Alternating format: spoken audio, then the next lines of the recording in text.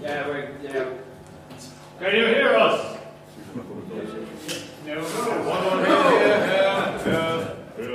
Can you hear me now? Jeez. First off, welcome everybody to the 2000 AD Future Shock panel, where we've got Mr. Simon Bisley, Mr. Rufus Dayglo, Mr. Will Simpson, and Mr. Mike Collins. And we're going to do it kind of like the way we started doing yesterday. So if at any point there's questions from you guys, feel free to ask anybody in particular, or if you just want to ask in general. And otherwise, we're just going to have a chit-chat about 2000 AD, which just released its 1900 prog. So 1900 weekly issues from 2000 AD, and well, you've all been there. And what is it about 2000 AD that keeps it going? I think it's the only English comic going, in effect, really. Oh no, sorry, that's standing. No, I think it's the only comic going. It's the only sort of teenage, semi-adult kind of book about. So I think that's why it succeeds. Plus, it's also been a good kind of a career move for most people, because it's a springboard for the American market. So it, kind of feeds its own fire. If you know what I mean? If that makes any sense. But I don't know what your opinion is. I think one of the reasons it works is because it's an anthology comic. So in each issue, there's 5 different stories, and they're all about 6 pages each. So even if half the comic is shit, half the comic will be alright. And it's really one of the great strengths of it, because if you pick up an issue of Batman, and you don't like the artist or you don't like the writer, the whole issue is shit. But 2000 AD, there's 6 writers and 6 artists. Yeah, well, it's true though, because quite often you'd pick things, even in the early 80s when it was considered to be the golden period, half the comic was still shit, but the stuff that was great was fucking great. But and it's the same thing now, where I'll pick it up now and half of it is fucking shit, and I love it. I've worked with them, but there's a lot of stuff and you think, why the fuck did they even put this in there? But the other stuff is so fucking great that it makes up for it. Yeah, I only bought it when my stuff was in there. I must have bought 5 copies in there. I only bought it when your stuff was in there. Do you think there's might be like a loyalty thing as well? A certain amount of loyalty to it. Just a coffee with it. With what? Your loyalty card. I bought 6 issues of 2000 AD, I got free coffee. That was what was so good about the comic, obviously. Yeah. No. Is that free frisbee? Yeah, excellent. We used to get free Simon Bisley prints with every copy we bought, so that was good. You paid my wages. I was paying my wages as well. It's ridiculous. No, you see, one of the things that I thought was really good about the mag, anybody that got into working in 2000 AD, no matter what else you've been working on, it was the comic that you were encouraged to do your best work in, and you were left alone to get on with it. And it's one of those brilliant things where any artist that worked on that mag could bring something unique to it. And I mean, you think of all the different versions of Dredd that there were, and nobody worried about the fact that the character didn't look identical each issue. You had blocks of continuity, and everybody had their favorite Dredd artist or bunch of Dredd artists, and you just watched everybody trying to outdo each other all the time. It was absolutely a phenomenal mag, and I think that's one of the reasons why it survived. Yeah. Yeah, well, some of my first professional work was for 2000 AD, but I'd spent about 2 years trying to get in there. I still got to a stage where we were working in fanzines. I'd done some stuff for Marvel UK where I thought I was a comic artist. The art director at 2000 AD at the time was a guy called Robin Smith, who was... Robin was one of those cauldron of fire type guys. If you could get past him, you could get past anybody. I remember taking the artwork in and Robin going, well, that's shit, that's crap, what the hell have you done there? You think we print this? And they go, well, I don't know, actually. And then he'd give me an old script and say, well, look, take this away, draw up a couple of pages, come back in 3 months and we'll see how you've done. I go, thank you, sir. Go away, I draw it up, take it in, and he'd go, okay, you listen to what I said in this panel, what the bloody hell's this? And he'd go through it, he'd just take the whole stuff apart again. And I said this one for about 2 years. And at the time I was working with an inker, a guy called Mark Farmer, who does mostly work for American comics these days. And I didn't go to art college. I actually studied law and politics for some bizarre reason. But Mark went to art college and actually said that the 2 years going in and being ripped apart by Robin Smith were the best art education he ever had. Because for all his faults, and there might have been one or two, Robin was actually quite a clever bloke and could see what worked in other people's artwork. And one of the great things about going in was this was the period where you had Ian Gibson, you had Brian Bolland, you had Mike McMahon working for the book, you had Kevin O'Neill doing stuff. And when we went in there, the physical art was just lying around the offices. On the floor. Yeah, well, there was that. And behind the radiators. And behind the radiators, yes, that did happen. And mopping up the water. Well, Yeah. but it was... A brilliant period. Yeah, but it was actually seeing this original artwork there. You just looked at it and went, you know what, he's right, I am shit. Well, I remember actually the same as you that trying to get into 2000 AD was one of those weird things where I'd worked on Transformers for British Marvel for a long time and was hating every moment of it in the last period of time that I was doing it because I hate fucking robots.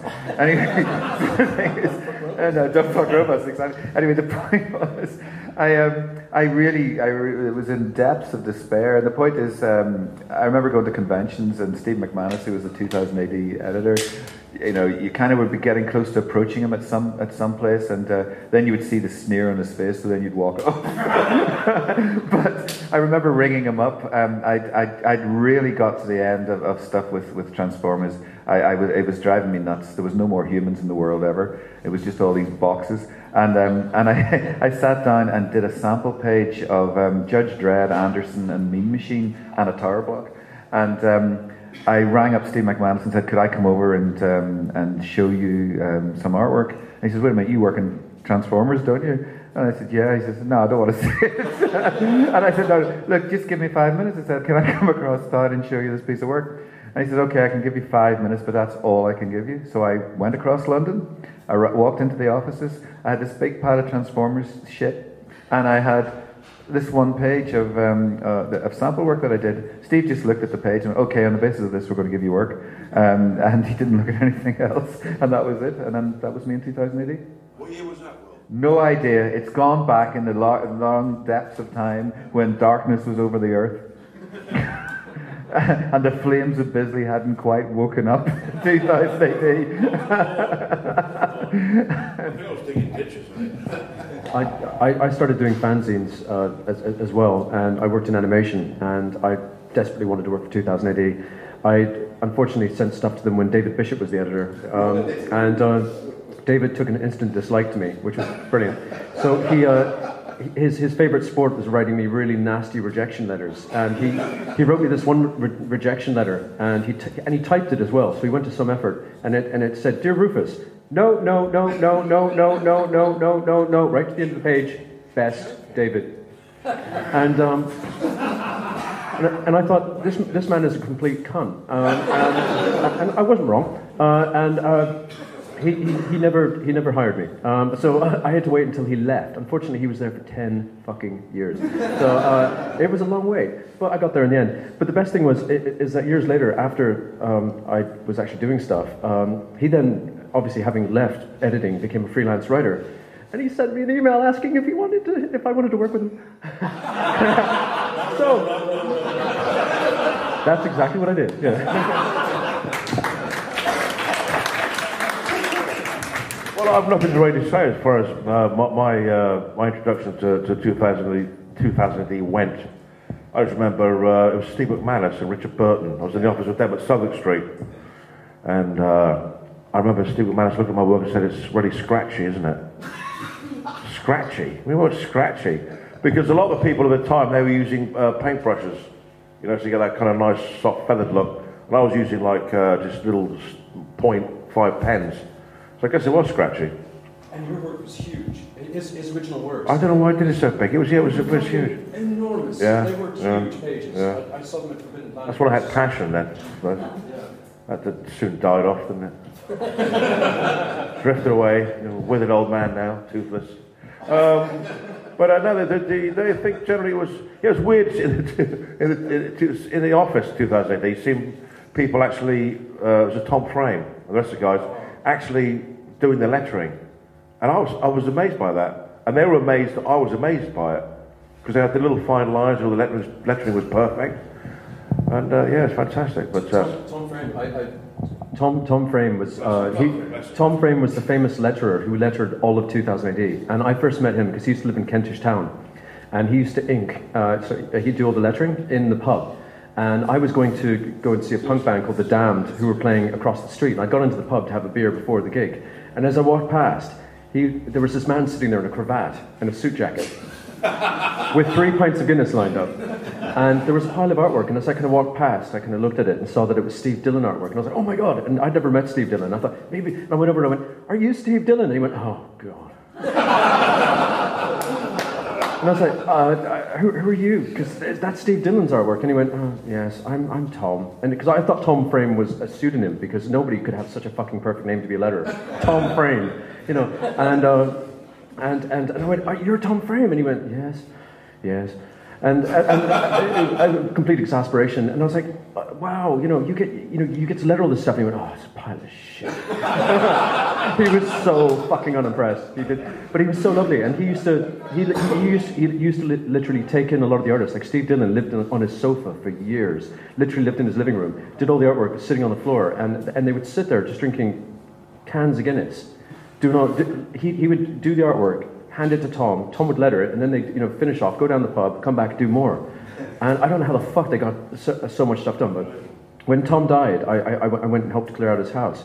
And again, there was just art piled everywhere. And at one point, he decided that he was going to sell 2000 AD art prints through the back of the comic, and you had to send £5 to him to get a print, and he'd post it back to you.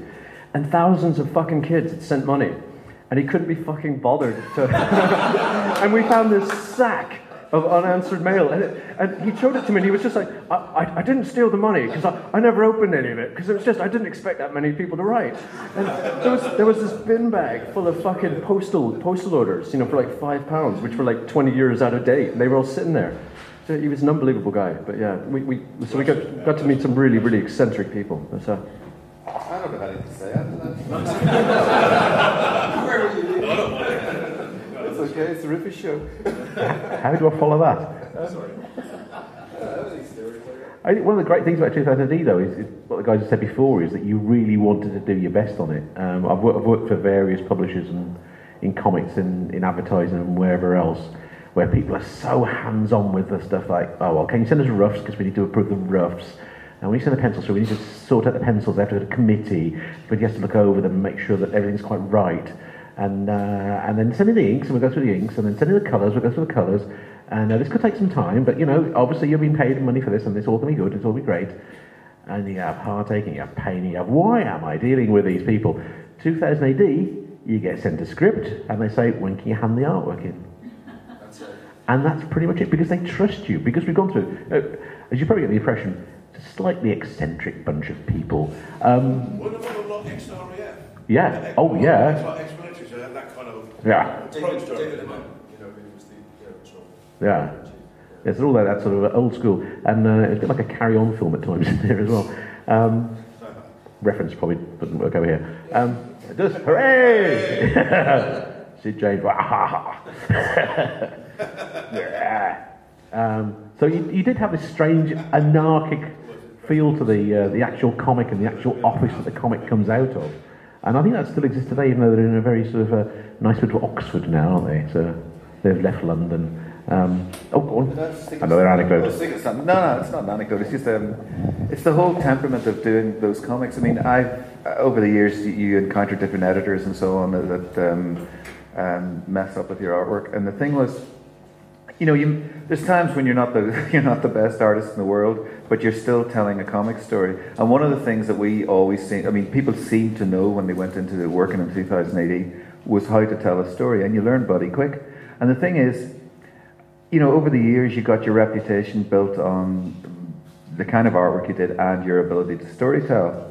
And it was always kind of interesting when you ended up going to work with other people and you would have editors who had never really edited before and were trying to explain to you how to draw the comic. And the reality is the hairs on your back and the werewolf nature comes out in you, and you sit there getting really pissed off at some people trying to tell you how to draw your comic book, you know? I mean, I remember on a particular comic that I did, after it was inked up, the script had been approved, the pencils had been done, it had gone through the whole process of being lettered, came back to me, I inked it all up, and I was on to the next issue, and then I was told we needed to change the front page, which I had 2 long panels coming down the page that was necessary for telling the story.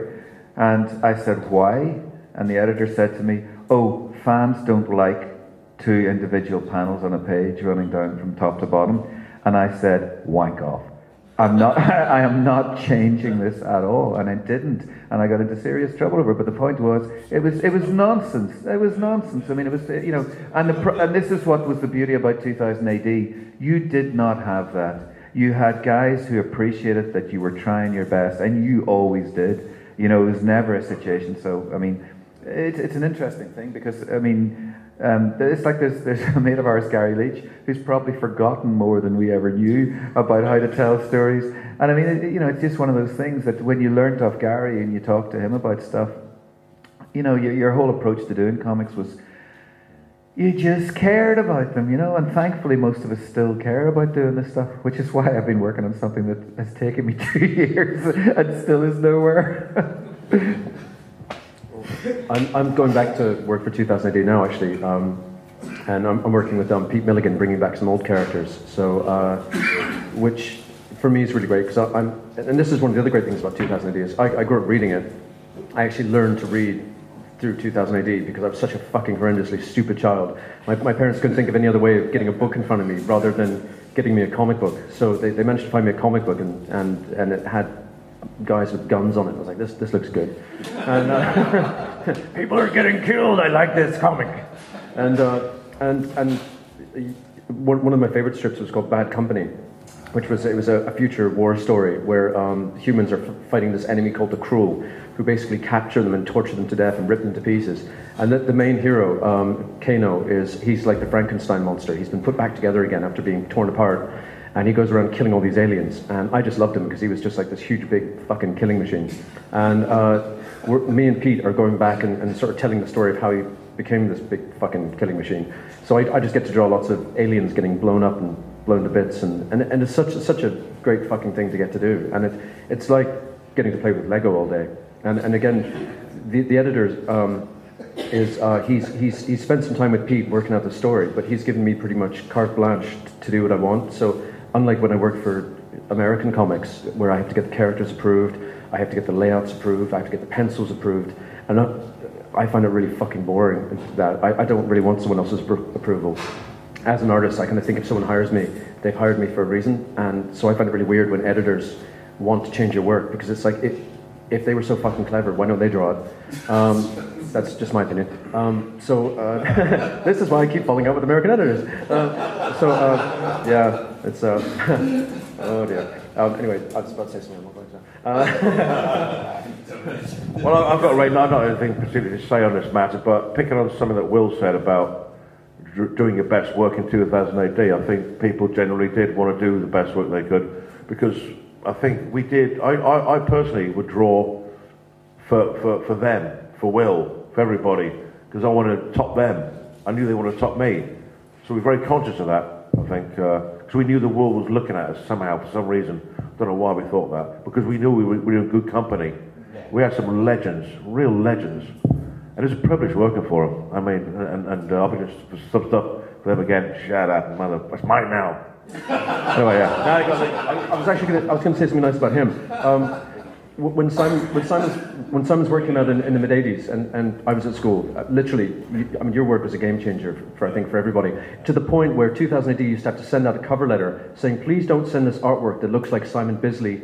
We already have Simon Bisley." We already have scratchy artwork. Seriously, when I first applied to them, yeah, they sent us a letter saying, "Please don't make your work look like you, because everybody was trying to be him. But when his work came out, it just completely blew everybody away to the point where every young artist I knew, whether it was Greg Staples, Trevor Hairsine, everybody was trying to paint like you, and they couldn't.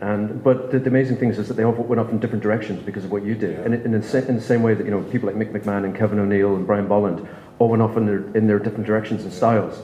But that's one of the great strengths of 2000 AD is that there's been like different artists, like Will, who came in doing watercolors, and there hadn't really been watercolor artwork in the comic before when he did Rogue Trooper, and so a lot of other artists were like, shit, I'm gonna try painting stuff, and then you came and did your mental acrylic shit, and then well actually the reason why I painted my stuff because of people like Clem Fabry and McMahon and Boland, whose ink work was so incredible.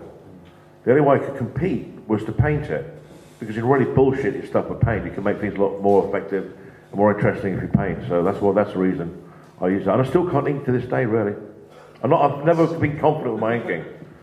I suck on ink. But I suck on ink. What are you talking about?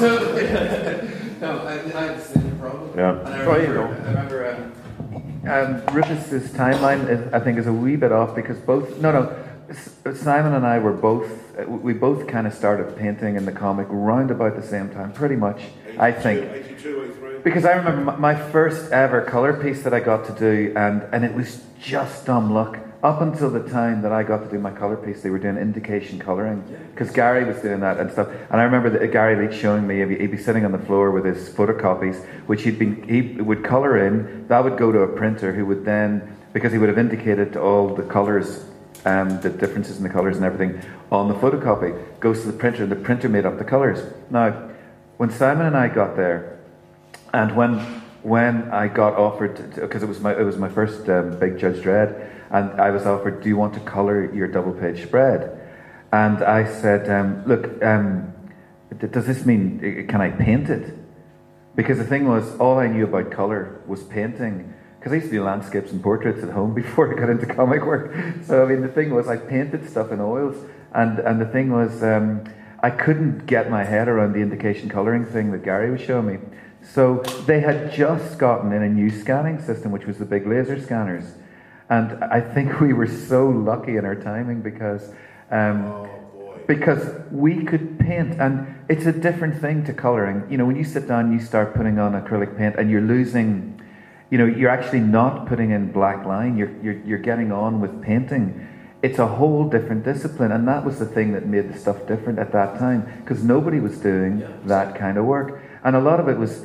I just love playing around with colour anyway, and I'm sitting there painting stuff, and I realised, sometimes I just wanted the impression of an idea on the page rather than having to sit down and ink the whole thing up. So there was this whole mixture going through, and I also thought it made the artwork more interesting. And that was the point there. It was just, it was such an interesting thing. And then they tried to get other people to paint. And the point is, not everybody was painters. Yeah. But, Jesus, I remember looking at his stuff. The thing was, I thought I was getting on really well. I was painting through my stuff. I was doing my nice little bits of watery shit. And suddenly I saw Slade with this, wow, fuck. And I thought to myself, oh God, I'm going to have to start all over again. Yeah, I was at a comics convention, it was in Birmingham somewhere, and it was the weekend that your first line came out, and Richard Burton, who was the editor of the comic at the time, was there. And I went up to Richard and just said, well, I'm fucked then, aren't I? Because I can't paint. Because seriously, you cannot conceive, and I don't think you really appreciate this, just how much you've changed everything. Seriously.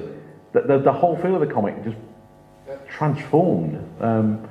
Because I've been doing Slain before you, because I worked, I sort of tag team with Glenn on it, sort of filling in for him whenever he sort of disappeared and what have you.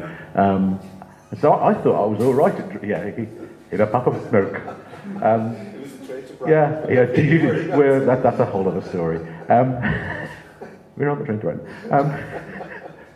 But yeah, it was just seeing that and just thinking, do you know what? And this is the thing you were saying before about, looking at other people's artwork, just thinking, yeah, all right, I think I'm doing all right, but I've got to do better. And 2000 AD was, and I think it still is. There's still people working for 2000 AD now. There's some guys that come in, and Mike Dowling stuff, has just started to think all right, but he's come across in leaps and bounds. Ed stuff that you worked with John Smith, there's some gorgeous artwork there. And like as Rufus was saying before, the joy of the magazine is that there are all these different strips, and there is the scope for people to just go off and just do something experimental.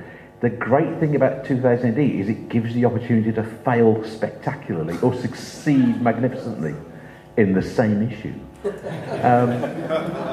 the joy of it. It's great, and working for it, because I went and worked in American comics for 20 years. I was exclusive to Marvel and DC for a very long time, but it was that sort of thing pulling me back, just thinking, well, it's nice drawing pretty people, but I really like drawing ugly people. And one of these things where you realise time has passed is when the current editor of 2000, Matt Smith, said, "I really used to like your stuff when I was at school." You really don't want editors to say that to you, but then again you go, all right then, I'll work for you. But yeah, so I mean, that's the thing, we go, like Rufus said, we go back to it because it's still there. It's still this thing where you want to be part of that whole pantheon again. You want to be part of that thing that every single week comes out and has something dazzling in it. And that's how it's managed to carry on for, as I say, nearly 40 years. I don't think we kind of owe it. I think I personally feel I'm indebted to them in a way. Because they spawned me, they made me, created me. And I'll never feel obliged to, but I'll always, if they need anything from me, actually I owe them some sketches, but I'll work with them. I know, I mean, but it just comes up, I'm sure they've done it. But anything they need, I'll do it. If they want me on anything, I'll do it, not a problem.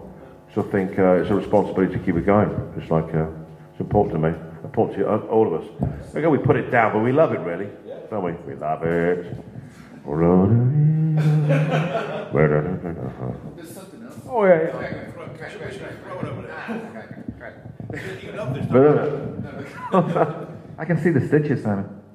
That's where they made you. Anyway, one of the other things as well that I think was really important about the how everybody improved on the mag as well was our episodes were maybe 8 pages long, 6 pages long, and the thing was there's a psychological thing here where you turn out these 6 pages, and while you're working on them, you think you're doing great work, and then the minute you've sent them away and you look at your photocopies, you go, oh my god, this is shit.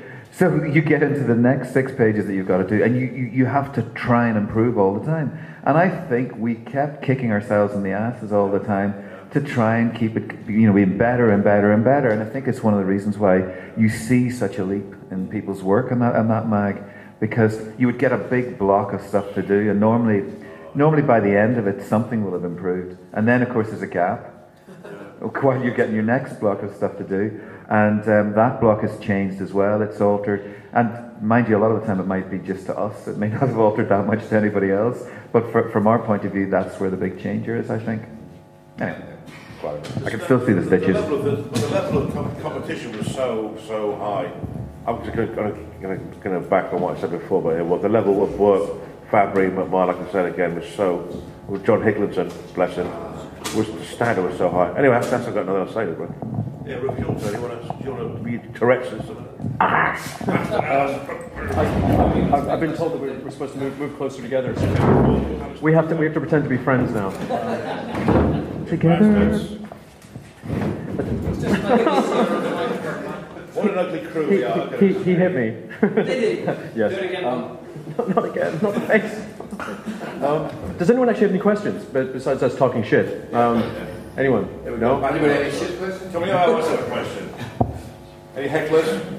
Okay, you're obviously making world literature, and still it isn't you guys. You're creating new legends. You're really doing something for the masses. But why isn't it you guys who gets the Nobel Prize?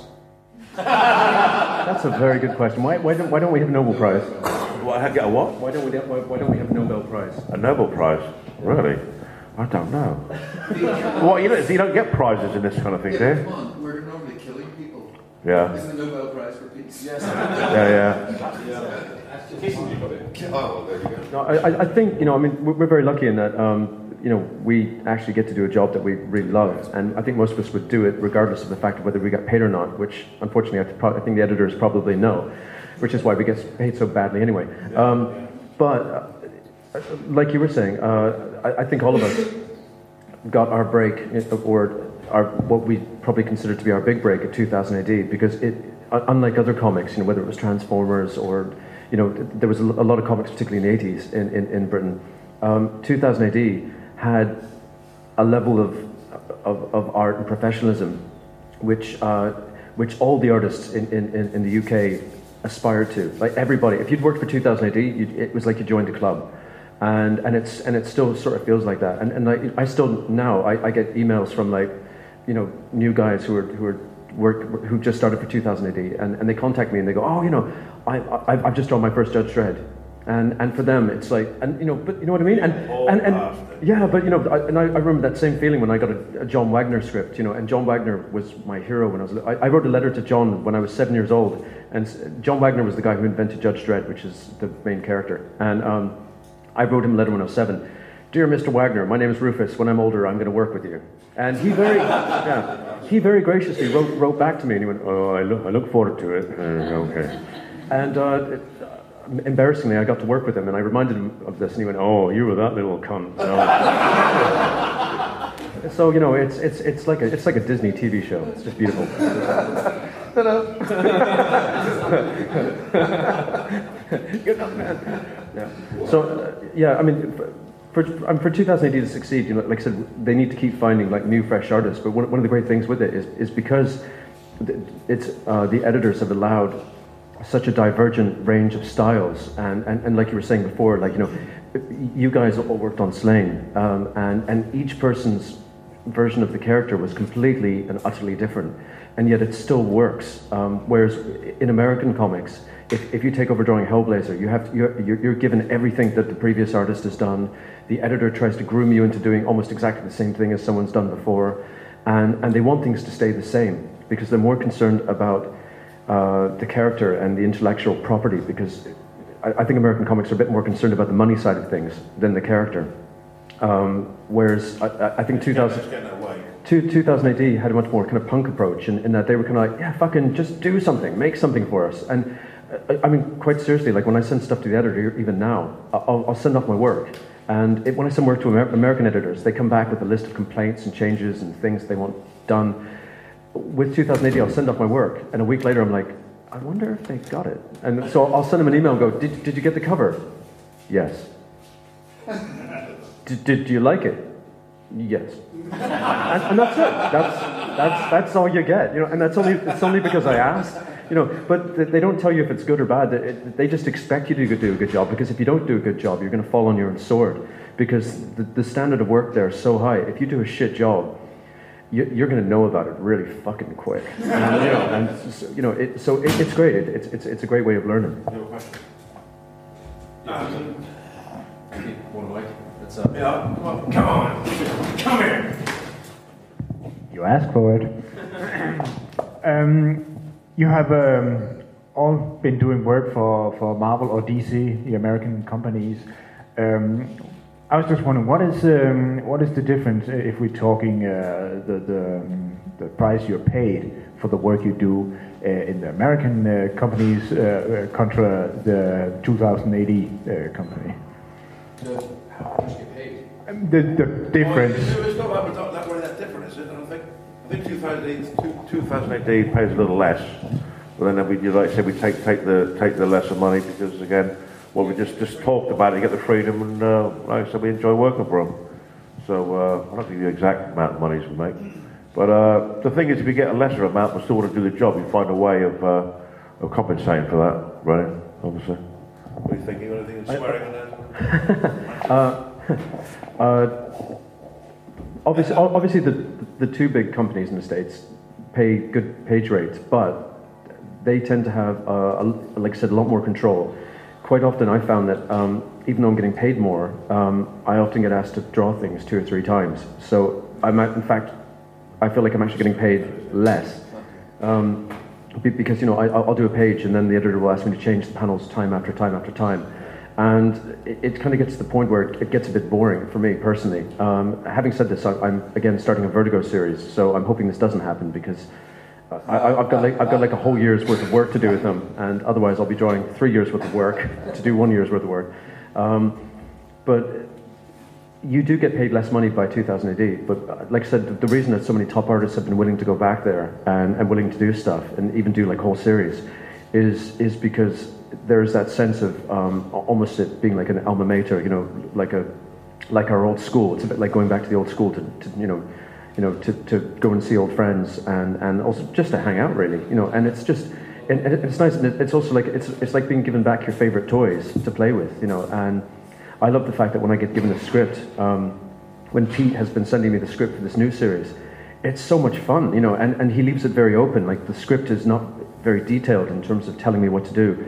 He just expects me to know what to do because, he's like, okay, you've read the comic before, go and do it. Whereas the American scripts I get are much fuller and have huge descriptions, and then the editor sends you thousands of emails with extra descriptions because they feel like they need extra words. And I think it sort of takes the joy out of it a bit. I mean, that's just personally what I found. But there's other companies like IDW and Image. Again, they'll just publish your work, so you have to do your own work. They don't have any editorial input. IDW, on the other hand, has editorial input, but they deal with a lot of licensed comics. They've done everything from like Transformers to Doctor Who, I think they were doing Buffy at one point, weren't they? Okay, no, I think they were. Angel, that's it. Yeah, I drew that. Yeah, I should know that. Oh yeah,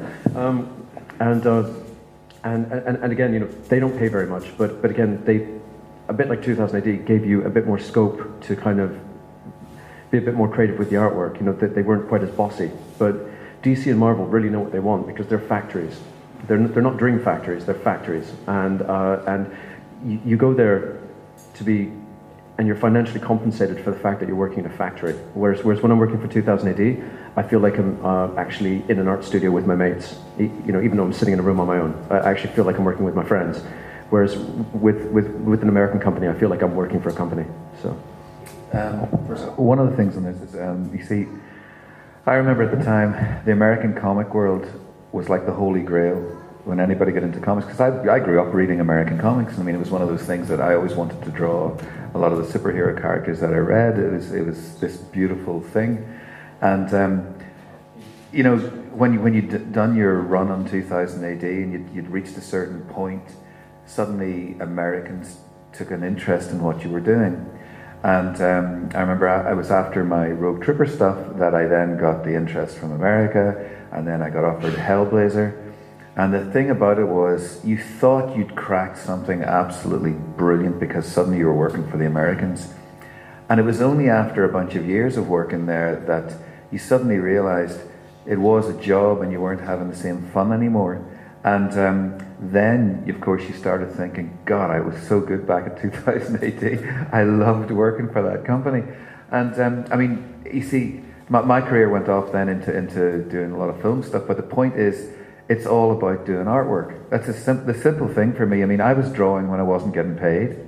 I was drawing when I was getting paid. I then went back to drawing when I wasn't getting paid. I then was drawing when I was getting paid. And the thing is, for me, it's all about using whatever skill I have to do artwork. I love doing artwork. So for me, the job's really important if I can enjoy it. If I can't enjoy it, I don't want to do it.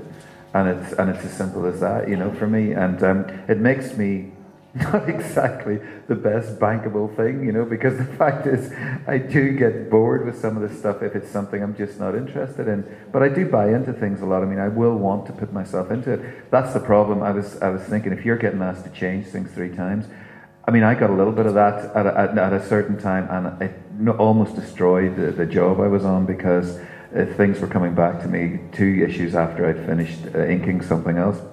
And it's infuriating because as an artist, you try to do your best, as I said earlier, and you get on with it, and that's where you're enjoying it. And the thing is, some of the changes you get asked to make are really nonsensical. And the next drawing, the next version, and certainly the 3rd drawing, won't be as good as the original one. Give me an example. I'm curious. What? Of a nonsensical change. Oh, God, I haven't worked for an editor for years, so I don't know. No, the point was, I mean, that one about the 2 panels on the page, those long strip panels, was a nonsensical request that made no sense whatsoever. And it was just infuriating. And the problem was that whole series that I did then, it was coloured because of things like this. And the fact was that the way it works, the script goes in, changes are meant to be made on the script then. The script comes to the artist does his pencils, changes are meant to be made then. It gets lettered, and then you ink it up, and then if there's a few little changes to be done then, they should be minor. The problem is, if you're 2 issues into something, inking like the second issue, and somebody then starts asking you to make changes on a completed okay first issue, that's not the way it's done. That's insanity. And when you get to the 3rd and 4th issue and they're asking you to make changes on the 1st and 2nd issue, it's even more crazy because you've already left those things behind. You've moved on. It's really hard going back to doing that stuff. You know, and this was, and the thing was, these were editorial decisions being made for editor's sake. There were things that were about, you know, I'm keeping my job, you know. Because when I worked with Archie Goodwin was the guy who basically hired you because he wanted your work, he trusted you to do it, and his interference was tiny. And so when he talked to you, you knew it was something important, and if he asked you to make a change, you gladly did it. Because I had 1 change in 3 issues of Batman. I mean, it wasn't like you know, you had to change anything else. So he was fantastic, and that's the difference about it. Simon. Sorry, Will. I just got a fun. It's not particularly funny, but how I got myself ready in the crap. I told his editor I'd nearly finished the book, right?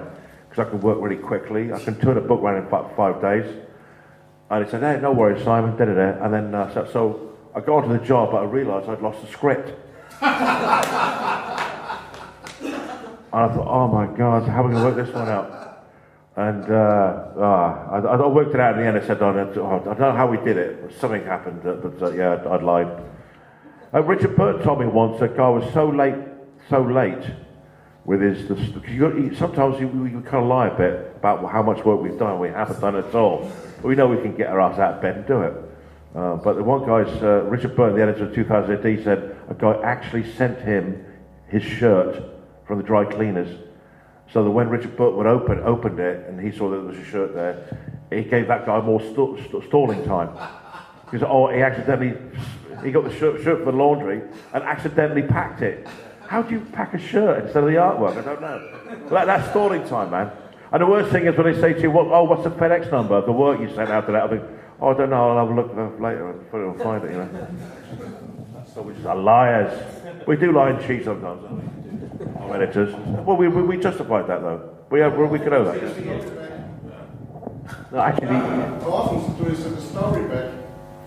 Pardon? How often do you send a story back? Oh, that's only happened once. I never let it happen ever again. Yeah. No, the origin. Make sure you keep it with you. It's correct always. The guy that did the shirt thing was actually following on. What's true? Oh no, it's true. Yeah. But it's actually ripping off a previous artist, a guy called Leo Baxendale that created the Bash Street Kids. He was running late on the Bash Street Kids, and what he did, he sent in a bag of laundry. And his editor at DC Thompson phoned him up and said, "We've got a bag of laundry here." He said, "Jesus, what did I take to the laundrette then?" That's class. That is class. Just to gain a little bit more time. That's it, you just do that sort of thing, just like... So why send it? I mean, I don't know. Just say got lost in the post, I don't know. Got eaten by the dog. No, at one stage where I was doing work for Oops, I accidentally... Yeah, I did some work for Richard Burton once, and I had to turn it round pretty much overnight. And the comment I got from him, well, it had a good postmark on it. But better try harder next time. I sent a piece of art that was so late, I just dated it 2 years ahead.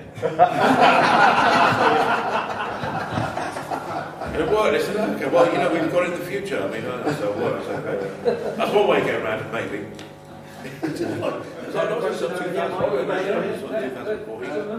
You mentioned the punkish entrance to 2080. Do you guys think that 2080 could have happened outside the UK? No, absolutely not. No. It's a Monty Python kind of like miserable bunch, happy bunch, kind of British thing, isn't it? Yeah, well, one of the great things about 2000 AD is it came out of the very stolid post-war British comic scene, which was starting to break down a bit with things like Action, which was a shocking and scandalous comic that got spoken about in the Houses of Parliament because of the blood and the gore, which was fantastic. But yeah, so the guys that worked on that really wanted to do something new and experimental and really sort of push it. These are guys that used to write ballet stories for little girls. And all this sort of stuff. And they really just wanted to do something nasty and fun and funky. And I think they looked at punk happening and just thought, well, why can't we do that in comics? I mean, 2000 AD is lightning in a bottle. You could never do that again. But it's set at this template and it's carried on ever since, which is fantastic. But yeah, I know that there's been a few occasions where I try to recreate that spirit and you just can't do it because it was of that time. We're all too miserable. Yeah. Well, do you remember, because when it first started off, it had a punky and yet it had a metal kind of feel to it. And it was all very, very heavy. And it was, yeah, and it was almost like different kind of sects took on the whole kind of idea.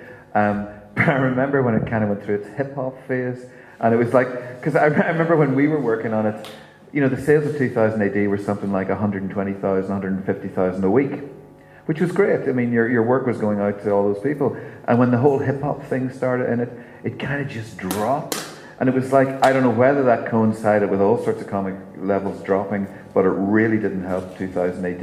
You know, that there was an act of trying to change what the comic was, and that was a problem. Sometimes the company think they know best and could do something radically different. And it's interesting when you do something radical with a character, they say, oh, no, they've got to look like this, it has to look like this. But it's the artists and the writers who really are pushing and creating the characters all along. But a lot of the companies and editors want to keep control of I think I did Lobo with red hair once, some red bits in his hair. The guy said, no, Lobo doesn't have red hair. I said, no, he doesn't, but he does now. Stop giving him fucking red hair. You know what I mean? I actually got quite angry about that. And that's actually a very good point, because like when American comics do like a big rebrand, you know, like they decide that Wonder Woman, like she needs to be different, so they need to give her bigger tits or something fucking stupid, because basically they don't actually have any real confidence in the characters. So what they try and do is they try and convince you that they're selling you it's like the new Coca-Cola. They're selling you the same old shit in a new wrapper. Whereas the thing with 2000 AD, because there wasn't any prescribed way of drawing the characters, every time you picked up the comic, there was something different. And like you said, you know, if you wanted to change the shape of Judge Dredd's helmet or his uniform, people just did it. You know, I mean, when you drew the bike and stuff, it looked fucking mental. Whereas when other people drew it, it looked like a giant scooter. You know, so it gave you the scope to do that. Whereas when they've rebranded Iron Man for like the 800th time because, you know, they're desperate, you know, to try and convince you to buy this fucking clunky comic, it's just really dull. And that's why I find American comics so fucking shit. You know, it's just, I just don't understand why people like superheroes, but that's just me. I think that was the other reason why I love 2000 AD. I fucking hate superheroes. And what I liked about 2000 AD is it was guys with guns. Because as a kid, I remember we were watching Batman on television. And I was about 6, and I can remember sitting there going, why doesn't someone just shoot the cunt? You know, he's fucking, look at it, you couldn't fucking miss him, a fat cunt in a grey fucking suit with a big yellow bat on his chest. How fucking hard can it be to shoot that fat fucker? You know, really. Joker, just buy a fucking gun. Don't buy a giant pie, buy a fucking gun. You know, it made no sense. So when I read Judge Dredd and he just shot everybody, I just thought this is fucking great. You know, and the same thing with Rogue Trooper. He just went around shooting all the bad guys, you know. And there was another great strip in it called Flesh, and it was about dinosaurs and eating everyone, and it was just brilliant. You know, as a little kid, you were seeing like people getting torn in half, and one of the dinosaurs was called Old One Eye because it had her eye stabbed out, and she went around getting vengeance by pulling people's arms off, and it was just like, you know, as an impressionable 5-year-old, I thought this was brilliant. You know, so I can remember trying to reenact that in the playground where we were pretending to be dinosaurs. I pinned this kid down and was trying to pull his arm off. And, yeah. Anyway, I left school early. Someone take my. This is turning into a therapy session. Any more questions? If you want the mic, or yeah, we should whatever excuse me. Yeah, there we go. Just a commentary. There's actually one episode of the Batman TV series where he has a fold-out shield where they try to shoot him. That's very weak. I'd fucking shoot the cunt. Any more questions? Yeah, what are your thoughts about the Judge Dredd movies? Very good. What do I think of the Judge Dredd movies? I thought the second one was very, very good. I didn't actually intend to go and see it, but I live next door to 2000 AD. We live in the same Oxford. We live in the same place, And they said, hey, someone come down and watch it. I said, I did, and I was very pleasantly surprised. It worked perfectly well. I loved it. Very good. Yeah. Yeah, again, the new one is it's a good, proper cop story, and it doesn't matter whether you know who Judge Dredd is or not.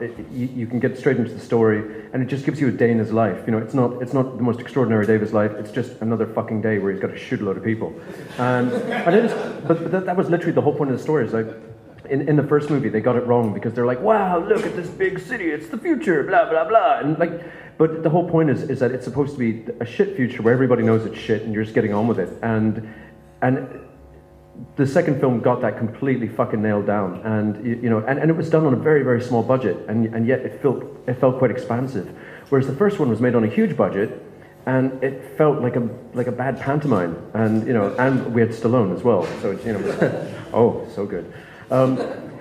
You know, they're desperately trying to get a sequel together. Whether they do or not is a moot point. But you know, I think it could work really, really well because I think it's one of those films that will go on to become like a cult film now. And this is the sort of thing that, you know, 2000 AD needs to do with the properties is do like small, low-level films, not get big studios involved. Because the more you take money, it's a bit like venture capitalism. The more you take money from big companies, the more they'll fuck your shit up. And that's what Marvel and DC do. They make bland shit. Don't buy their stuff. They're fucking shit. You know, anyway, yeah. I knew you would say that. Come on. It's funny. I mean, the second movie is bloody brilliant. It is one of the best things I'd seen. I mean, for me, it was like an episode of the comic strip. Yeah. You were just walking straight into it. You got it. It was fantastic. They didn't treat you like idiots. The audience was made to just think and accept. There's that brilliant scene with Anderson, you know, where there's the bad judge that says, I know I'm going to kill her. She won't be, you know, she'll kind of pause. And Anderson comes running around the corner, sees her and shoots her, isn't it? And it's just fantastic. And that's not explained because we've already picked up on that. We're not stupid. I mean, it was funny because I remember 2000 AD asked all the artists and writers to go to the premiere, or a premiere, a screening of the first film. And it was the funniest thing because obviously we'd never seen Judge Dredd on screen before. And we all had a little bit of apprehension about Stallone. But we went along and I remember all the artists sitting there going, wow, look at this. You know, a mega city was opening up before you. So he had a sidekick. Ignore the sidekick. You know, mega city's there. It's great. You know, Diane Lane's Judge Hershey. That's okay. I mean, that's worth watching. That's good. And Armand Asante was great as Rico. You know, here's this fucking great robot as well. This is all good. We don't care if its timeline is kind of all screwed up and they're not really in the same comic strip. But the point was, the artists came out at the end of the film going, you know, like 80% positive, talking away about all these good things they saw. The writers, Alan Grant was, I'm going to kill somebody. Who was responsible for this? And it was just, I had the dementia that would set in, and we all went to the pub afterwards, and it just got worse. So, yeah, two very conflicting points of view of those films, but yeah, the new one I think is perfect for both a sequel, but also a TV series. It would be great to see a TV series that was done as well as that movie was done, you know. You can't call them the same movie. It's the Judge Dredd, the proper Judge Dredd film. Yeah, I'll agree on the second film, it's just spot on, it's perfect. The first film, actually, I was quite forgiving about for the first 20 minutes, because it actually felt, because they did the whole block war thing, oh, this is great. And then he takes his helmet off and starts joking around with the cadets. Sometimes the gun doesn't work. The hell am I watching? It was just, I am the law. Oh, it's the Ranger. Hershey, you're a girl. Yes. Wow. I'm not even going to try that. Yeah. I very much hope that, you know, like I said, that they'll get some more stuff together. I mean, Rebellion, although they make really shit computer games of the characters, I don't know if any of you have seen the Judge Dredd Rogue Trooper computer game. That they're pretty unforgivably horrible. But yeah, I think they have done actually very good things in terms of you know, getting handing this to a small company and trusting them to do it. And you know, I hope that they'll continue to move that way in the future. And you know, hopefully it will actually expand what they're doing with the comic book as well, because like all comics now, the readership is getting smaller and smaller and smaller, and at the same time they need to reach a break-even point to make it worth publishing. And it concerns me that the way that the comics are distributed now, it's hard to find. I haven't seen any 2000 ADs here. I don't know if people even, maybe people are just sitting here very politely and have never even heard of the comic. But yeah. But it is that thing where if people want these sorts of more independent comics, because it's done by a small, fairly independent company, people have to buy it really. So I hope people will actually support it, because there's still some really great fucking new artists coming out and new writers, and also, like I said, like some of my favorites coming back again, and working for the comic. And like last year, earlier this year even, my brain's not working. They had the anniversary of Slain, and they got back Glenn Fabry, Mick McMahon, and they all came back and did an episode each of Slain, and it was just so fucking great to see all of my childhood heroes kind of like. And at the same time, it was that distressing thing of thinking, I'm never going to be able to work on this, because look what they've done. But that's the great thing about it. Is, like I said, it does set you these impossible hurdles that you try to jump. I think 2000 will continue one way or another. 2000 will always survive. And if someone walked away from it all, I'm sure people would gather and rake up some money and keep it going, because we really love it and we want it to continue. Yeah. Thank you very much. Yes. I love the Stallone impressions, Brad. Okay, guys, that was absolutely brilliant. You've been fantastic, and you guys as well.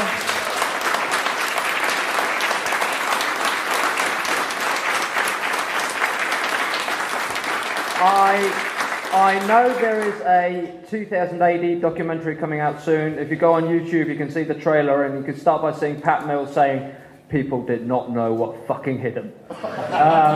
And they didn't, obviously. Look at these guys. Thanks for coming, guys. It has been absolutely lovely.